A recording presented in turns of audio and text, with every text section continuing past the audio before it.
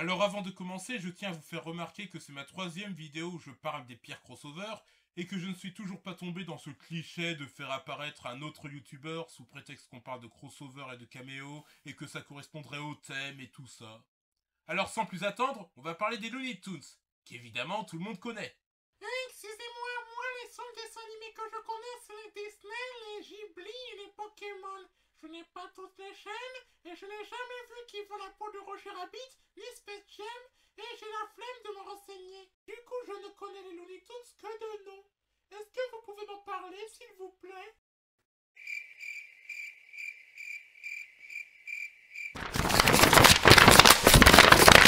C'est au-dessus de mes forces.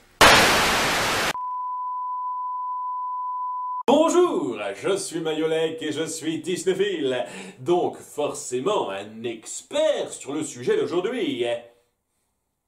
Ça doit être mon caméo le plus fort, c'est moi. Les Looney Tunes sont des icônes du cartoon créés par Warner Bros en 1929. Ils ont pour ainsi dire été les plus grands concurrents directs de Mickey et compagnie dans leur domaine, ayant émergé à peu près au même moment, avant que Disney ne dépasse sérieusement Warner à partir de l'âge d'or des années 90. Puis leur rival direct sur le marché est devenu DreamWorks, et plus tard Illumination.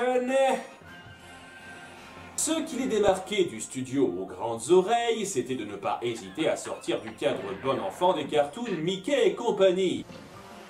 Son of a gun. You thought I was gonna say son of a bitch, didn't you? L'humour pouvait vraiment être assez sombre et adulte quand il le voulait, et ça a su créer des situations comiques plus percutantes. Ça se centrait très souvent sur de l'interaction choc entre deux caractères décapants, Bugs Bunny et Daffy Duck, Titi et Gros Minette, Bip Bip et Coyote, pour ne citer que cela. La force de leur cartoon reposait essentiellement sur cette formule de double attitude tac au tac, qui reste toujours aussi plaisante à regarder aujourd'hui. La seconde moitié des années 90 a été le début d'un déclin assez notable chez les Looney Tunes, mais ils continuent de faire quelques créations qui se regardent. Merci à toi Mayolek. Les Looney Tunes avaient déjà rencontré les personnages de Disney et d'autres studios dans Qui veut la peau de Roger Rabbit. Ils avaient rencontré les Schtroumpfs, Garfield, Alf, Winnie l'ourson, Tigrou, Alvin et Chipmunk, Michelangelo, les Muppets et les neveux de Donald dans les personnages animés préférés à la rescousse, ce dessin animé bizarre préventif contre la drogue. Mais est-ce que vous saviez qu'ils avaient aussi rencontré Kev Adams?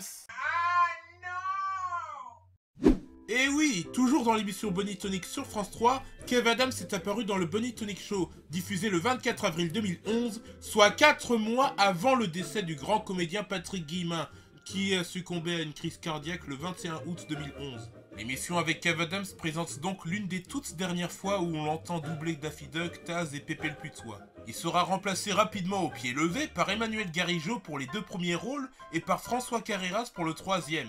Autant dans le Bunny Tonic que dans The Looney Tunes Show, dont Patrick Guillemin n'avait doublé que 10 épisodes sur les 12 premiers. Excusez-moi, au risque de plagier un running gag de la minute même de Mad Dog, je suis né dans les années 40 et je ne suis pas familier à tout ce qui est acteur français et j'ai la flemme de m'orienter. Est-ce que vous pouvez me dire qui est ce Patrick Guillemin? Oh mais c'est juste l'un des meilleurs comédiens actifs au doublage français qu'on ait eu dans les années 80, 90, 2000. Si les plus vieux le connaissent pour avoir joué Fabre dans Nestor Burma, la communauté des Voxovilles s'en souvient surtout pour son taf dans Les Simpsons, où il a doublé tous ses personnages dans les 9 premières saisons, ou bien pour avoir doublé tous les Looney Tunes dans les années 90, sauf Bugs Bunny et Titi et les rôles féminins, notamment dans Décode pas Bunny et dans les Teeny Toons. Finch producteur, passe-moi un peu de French, la banquier. Je ne vois pas le rapport. Ah, je me gonfle. Je suis attaché pour pas bouffer Titi. Ce sont mes menottes préventives. Je vous préviens, petite vermine, si je mets la main sur l'auteur de ces tourmilables, j'expédie l'hélico presto chez le proviseur. Il est gentil, mais un peu trop sensible pour cette matière. Je suis très attaché aux femmes attachantes. Pour les avoir toutes à mes pieds, je les attache à mon pied.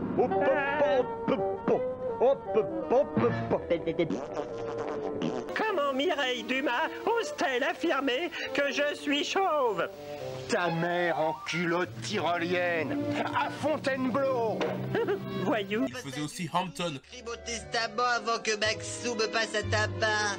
Oh, une bagarre, hein? Oui. Je suis perdu.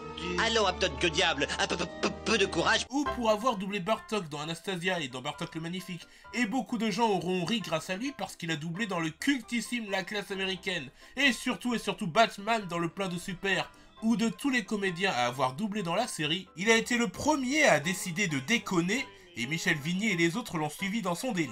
Bien joué, Robin. Maintenant, nous allons faire un peu de tricot. Et ma batte ceinture de secours est maintenant hors d'usage. La batte lime est notre dernière chance. J'espère réussir à scier le maillon avant d'avoir la tête sous l'eau.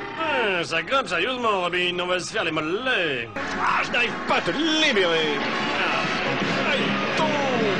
Il faut que j'arrête ce train avant que Superman tombe dans le précipice de l'horreur. C'est un piège, bien évidemment, alors sois prudent. Allô, il y a quelqu'un? Allô? Il a même doublé Homer Simpson durant une petite scène de l'épisode Le Poney de Lisa. J'ai fini, il me reste encore 15 secondes. Philippe Pétieux devait être indisponible, alors on fait comme on peut.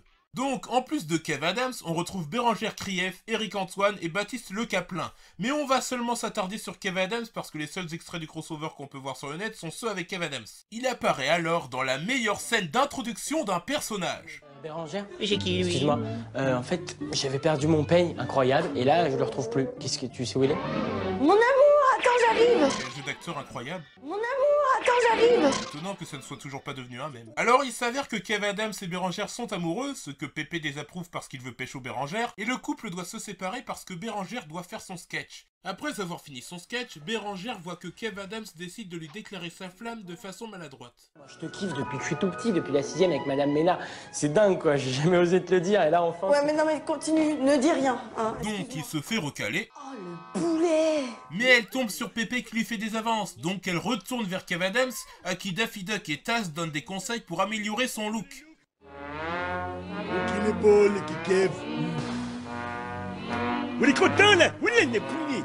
Donc, il demande à Éric Antoine de lui redonner ses vêtements habituels pour être présentable quand il va faire son sketch. C'est à se demander pourquoi il s'est laissé relooker par Daffy Duck et Taz, s'ils ne cautionnent pas ce qu'ils ont fait. Puis il fait son sketch, et j'avoue que ça a très peu d'intérêt de vous montrer des extraits, puisqu'il fait exactement les mêmes blagues que dans ses spectacles quand il était en tournée en 2011. Franchement, c'est normal le fait que nous, les jeunes, on a un peu le pantalon baissé. Regardez à l'époque. Obélix. Il avait le pantalon là. C'était la mode. Après, les années ont évolué, on arrivait le pantalon au nombril, les bretelles, les années 40, allez, ça va Jean-Pierre, on va taper un peu de flouze, non? Les années 80, un peu au-dessus de la taille. Night fever, skitter free and skitter night. Les années 2000, à la taille, normal que 2011, bah on soit ça. Franchement, c'est normal le fait que nous, les jeunes, on ait un peu le pantalon baissé. Regardez à l'époque. Obélix. Il avait le pantalon là, c'était la mode. Après, les années ont évolué, on arrivait le pantalon au nombril, les bretelles, les années 40, allez, ça Jean-Pierre, on va taper un peu de flouze, non? Les années 80, un peu au-dessus de la taille. Night fever, skitter free and skitter night. Les années 2000, à la taille, normal que 2011, bah on soit là, quoi, ça arrive.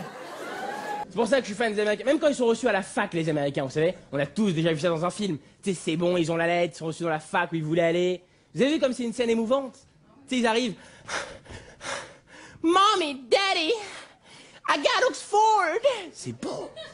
T'imagines la même scène, le même mec, hein, avec une fac française. Mommy, Daddy, I got Paris 8, ville tanneuse, section agroéconomique. Je suis fan des Américains. Mais c'est vrai que quand ils sont reçus à la fac, les Américains, vous savez, on a tous déjà vu ça dans un film. Tu sais, c'est bon, ils ont la lettre, ils sont reçus dans la fac où ils voulaient aller. Vous savez comme c'est une scène émouvante. Tu sais, ils arrivent. Mommy, Daddy, I got Oxford. C'est beau. T'imagines la même scène, le même mec, hein, avec une fac française. Mommy, Daddy, I got Paris 8, ville tanneuse, section agroéconomique. Il y a pas longtemps, j'ai annoncé à ma mère que je voulais faire ce métier. C'était hyper important pour moi, hein. J'étais la voir, c'était très solennel. Je lui ai dit, écoute, voilà, maman, je vais te le dire, mon rêve dans la vie, c'est de monter sur scène, c'est de faire rire les gens. Elle m'a dit, bah t'as qu'à la montrer, t'es livré, hein? Alors ça c'est du one man show, hein, t'es livré, hein? Il y a pas longtemps, je lui ai annoncé que je voulais faire ce métier. Tu sais, j'étais la voir comme ça, c'était très solennel. Je lui ai dit, écoute, voilà maman, je vais te le dire, mon rêve dans la vie, c'est de monter sur scène, c'est de faire rire les gens. Elle m'a dit, bah t'as qu'à la montrer, t'es livré, hein? Alors ça c'est du one man show, hein, t'es livré, hein? Voilà, donc c'est sympa pour ceux qui n'ont pas vu ces spectacles. Et c'est un supplice pour ceux qui détestent Kev Adams. Et voilà, c'était Kev Adams. Allez, faites du bruit. Et merci d'être venu à cette grande première du Bunny Tonic Show. Attends, tu prononces ton propre nom de famille en disant Bunny au lieu de Bunny? Donc ouais, c'était pas terrible, c'était pas drôle, c'est juste un sketch que Kev Adams jouait tout le temps à l'époque et auquel on a rajouté une intro pour intégrer les Looney Tunes parce que c'est dans le Bunny Tonic Show. Il n'y a pas vraiment d'histoire contrairement à Opération Père Noël et à la Grande Scooby-Trouille. Contrairement au crossover qui va suivre. L'un des crossovers les plus improbables. Et oui, je sais que j'ai dit 2 fois de suite le mot contrairement dans la même phrase, et je l'assume. Vous prenez les Looney Tunes, vous les faites interagir avec les personnages de la série française qui a le plus d'épisodes au monde, et ça donne un épisode chelou de Plus Belle la Vie avec les Looney Tunes incrustés dedans, sauf qu'au lieu d'être un épisode de Plus Belle la Vie, c'est censé être Bunny Tonic Show. Hey, salut les amis. Alors, vous êtes content de nous revoir? Vous pourriez au moins nous dire bonjour? Oh, on vous dérange ou quoi? Ah, les Toons, mais comment ça me fait trop plaisir de vous voir. Ouais, surtout Thomas, hein, il fait une de ses têtes. Non, mais pas le petit poilu. C'est mon copain. Toujours aussi sympa, cette petite gargote. Bon, super. Barbara, je te laisse 2 minutes, hein. Moi, j'ai besoin de prendre l'air. Hé, combat, Thomas. Dis, combat, Thomas, tu vas où?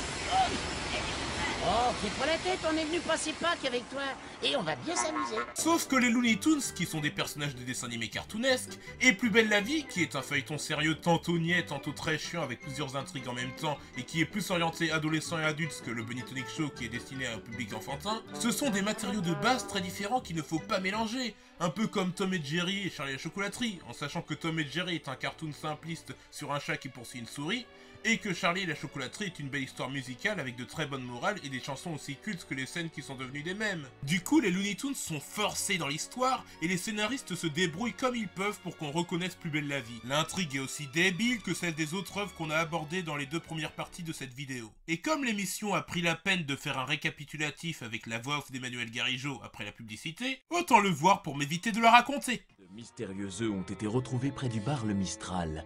Alors que les Toons fêtent Pâques dans le bar à la plus grande joie de leur ami Thomas, un de ces œufs se retrouve au centre d'une grande mouillette partie. Les soupçons de la police se tournent immédiatement vers le pauvre Thomas, accusé d'avoir volé l'œuf par un inspecteur de Scotland Yard.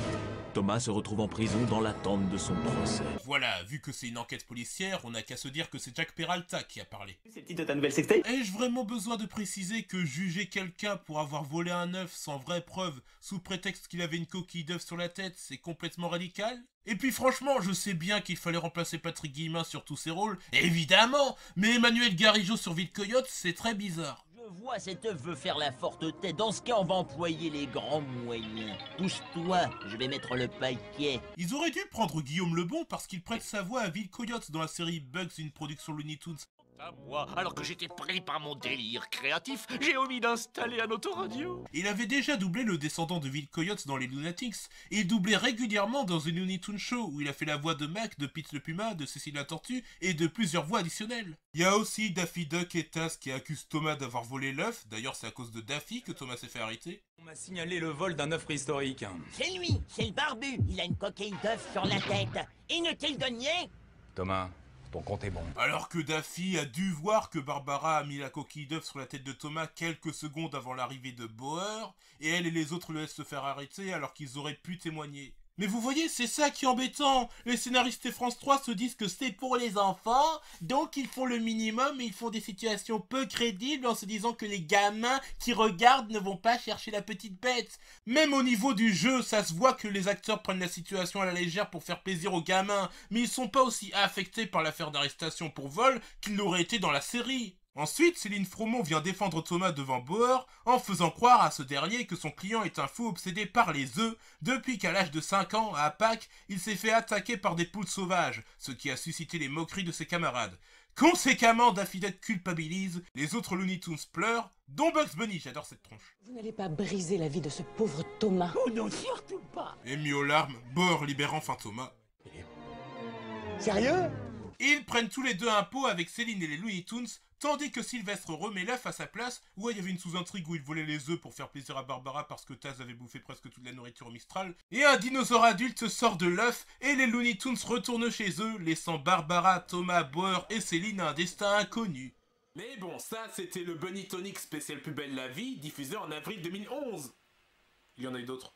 Comme celui de 2014, un peu plus divertissant que le précédent, à tel point qu'il ne mérite pas d'être évoqué dans une vidéo intitulée Les pires crossovers français. Vivez un instant de pur bonheur, car ici, elle est plus belle la vie.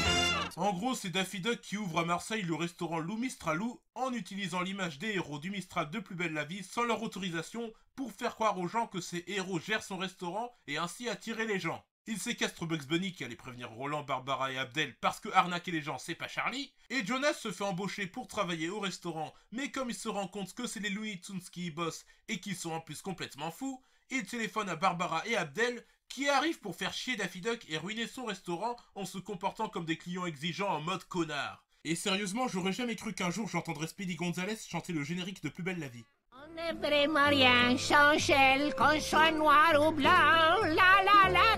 On est vraiment rien sans elle, qu'on soit noir ou blanc. Après, ça souffre des mêmes défauts que dans le spécial Plus belle la vie précédent et que dans Décode pas Bunny et les téléfilms avec Philippe Dana sur sa cartoon. S'il n'y a rien à redire sur les incrustations des Looney Tunes, qui sont largement meilleures que celles de Priscilla, ben on voit clairement qu'ils sont extraits de vieux courts-métrages issus de plusieurs décennies différentes, et comme le graphisme des Looney Tunes a beaucoup changé entre les années 30 et les années 90, ben ça fait que les Looney Tunes changent de tête d'une scène à l'autre.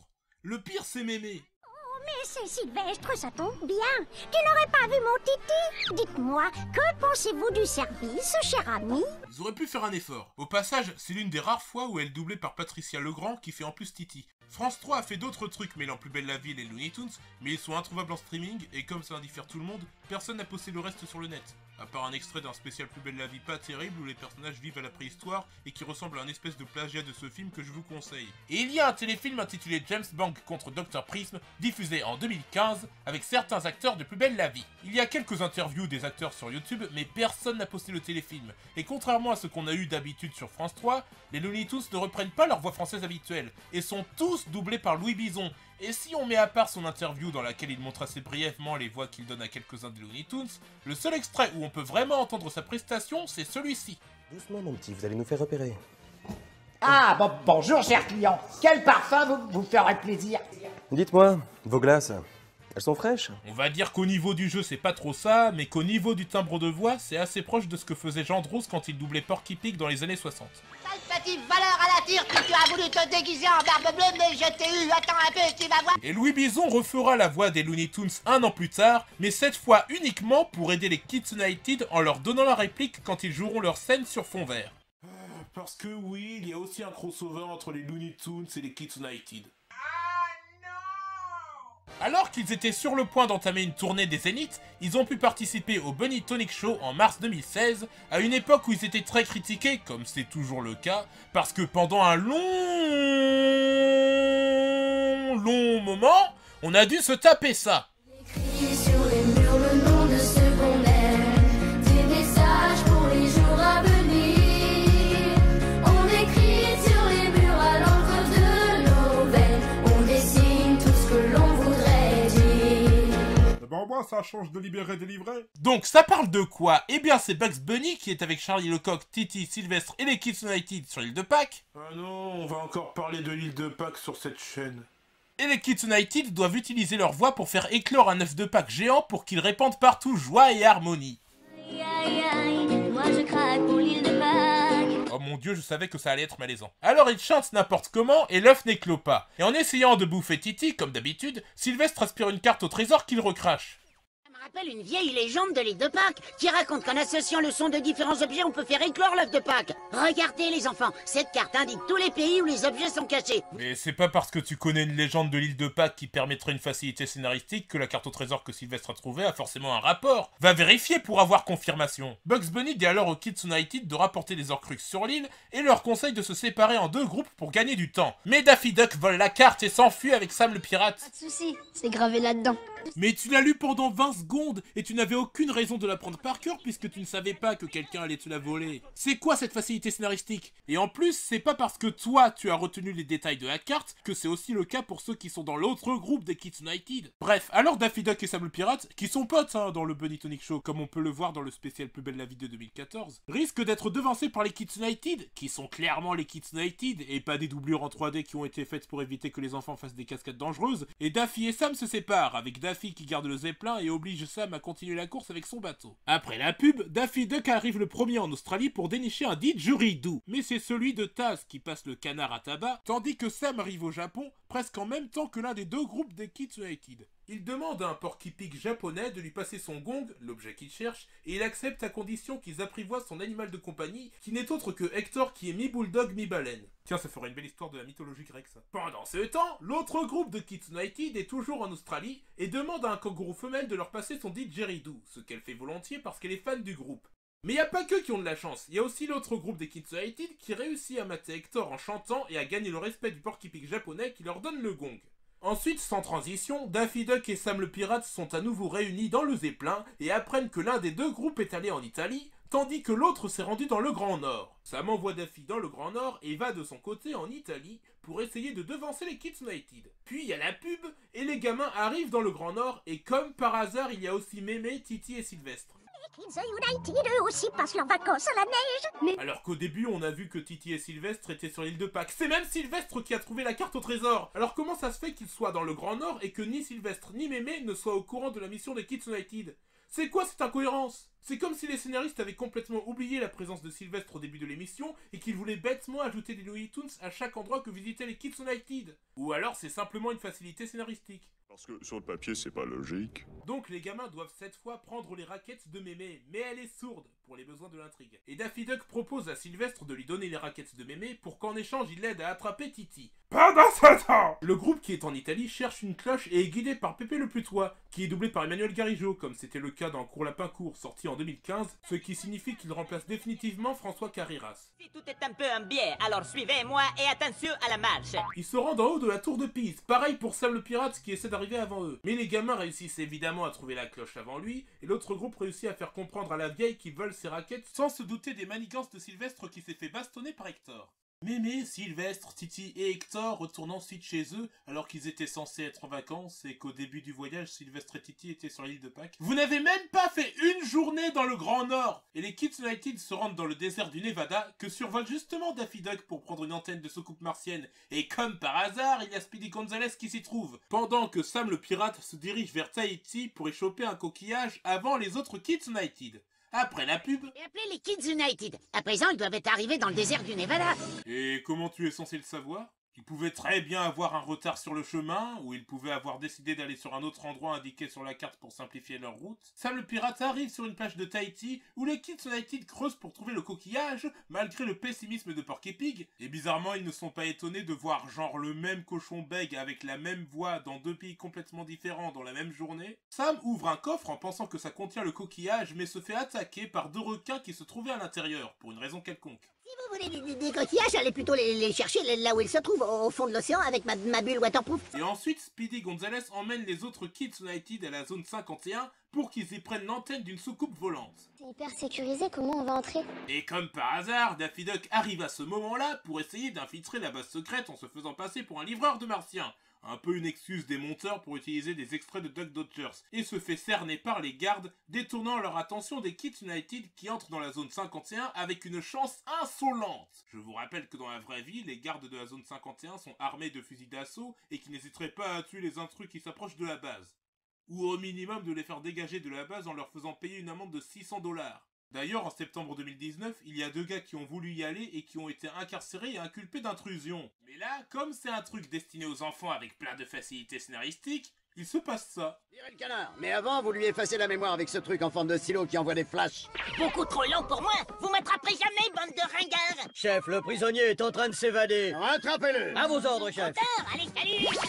voilà, les gardes de la zone 51 utilisent les stylos effaceurs de mémoire de Men in Black et ils restent en stand-by quand un intrus s'enfuit, ce qui fait qu'ils font partie des militaires les plus incompétents des États-Unis. De tous les objets que vous auriez pu choisir pour votre carte au trésor, vous avez choisi de parler d'une antenne de soucoupe volante. Je ne vois pas trop l'intérêt de parler de la zone 51 dans un programme enfantin si c'est pour décrédibiliser l'un des endroits les plus secrets des États-Unis. Mais pendant ce temps, sous l'océan de Tahiti, Esteban est isolé de ses camarades et reste dans sa bulle. C'est à se demander comment il fait pour respirer. Et, ignorant Sam qui échoue à vider l'océan de son eau, chante sur le fait qu'il cherche un coquillage, ce qui impressionne une pieuvre qui lui donne un coquillage. Pendant ce temps, les autres Kids United sont toujours dans la zone 51, ce que même les membres de l'événement Facebook sur l'invasion de la zone 51 n'auraient pas réussi à faire s'ils avaient lancé l'opération. Ils étaient 2 millions. Ils étaient 2 millions! Et ils repartent avec une antenne, tandis que Daffy Duck vole un objet qu'il a pris pour une antenne de soucoupe volante, ressent les effets secondaires, et les gardes le prennent pour un alien. Maintenant, les deux groupes des Kids United possèdent tous les objets,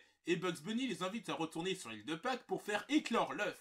Et je ne pourrai pas vous raconter les dernières minutes parce que la seule personne qui a posté le téléfilm sur YouTube n'a pas pu mettre les 3 dernières minutes parce que bizarrement la fin n'était pas en replay. Mais on peut voir en entier l'interview des Kids United suite à ce film, où on constate que même eux ne comprenaient pas vraiment l'histoire, qu'ils ne connaissaient pas le Bunny Tonic Show bien que ce soit diffusé tous les jours sur France 3, et qu'ils ne retenaient même pas le nom de Daffy Duck, qui est pourtant l'un des 2 antagonistes principaux du Bousin. Mais honnêtement, je suis content pour eux, ils ont vécu une expérience que beaucoup d'enfants de leur âge envieraient. En fait, la seule scène que j'approuve dans ce Bunny Tonic Show spécial Kids United, c'est celle qui résume le mieux mon état d'esprit après le visionnage de tous les crossovers dont on a parlé. Messieurs, nous sommes bien d'accord. Tout ceci n'est jamais arrivé. Comment, vous parlez de quoi, chef? Bien, eh bien vous avez quartier libre. Donc voilà, c'était les pires crossovers français. Certains peuvent y trouver du charme, mais c'est nul, c'est mal fait, c'est très simpliste, ça accumule les facilités scénaristiques et les incohérences, et ça prend les enfants pour des idiots. Si ça vous intéresse et que vous voulez vous faire du mal, les visionner, les liens sont dans la description. Allez les voir et vous en ressortirez... après qu'il soit fini. Si vous connaissez d'autres crossovers produits dans ce beau pays qu'est la France, n'hésitez pas à en parler dans les commentaires. N'hésitez pas non plus à mettre un commentaire, à me suivre sur Facebook, à me suivre sur ma page Twitter. Tous les liens sont dans la description. Si vous trouvez qu'il y a quelque chose qui cloche, cliquez là-dessus. N'hésitez pas à laisser un pouce vert, mais hésitez à laisser un pouce rouge. Et là-dessus, sur le générique de fin, on enchaîne. Qu'à cela ne tienne, à la prochaine. Mais vous savez ce qui est génial dans cette vidéo, outre le fait que ça a pris tellement de retard que ça va faire office de vidéo de Noël, c'est que je réussis à parler des militaires sans faire la moindre référence à la 7ème compagnie. J'ai glissé, chef!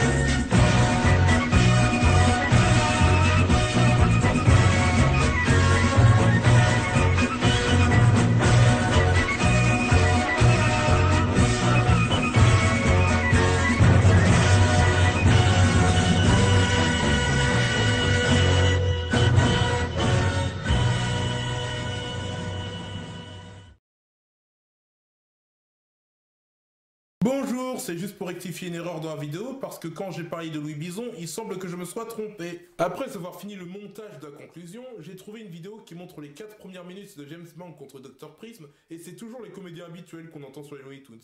C'est toujours Michel Mula qui double Porky Pig. Ah, enfin, bonjour, cher client. Quel parfum vous ferait plaisir?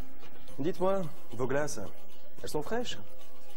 Tout à fait, elles sont pêchées du jour. Allez, c'est servez-vous. Donc ça veut dire que Louis Bison n'a pas doublé dans le téléfilm en lui-même, mais a juste fait les voix des Looney Tunes en coulisses pour que les acteurs sachent où regarder, comme il l'a fait pour les Kids United. Mais dans ce cas, est-ce que c'était vraiment nécessaire de le mettre autant en avant dans les interviews? Ah, et concernant les réseaux sociaux où je vous invite à me suivre, j'ai oublié d'indiquer Discord, dont le lien est également dans la description et où je suis plus actif.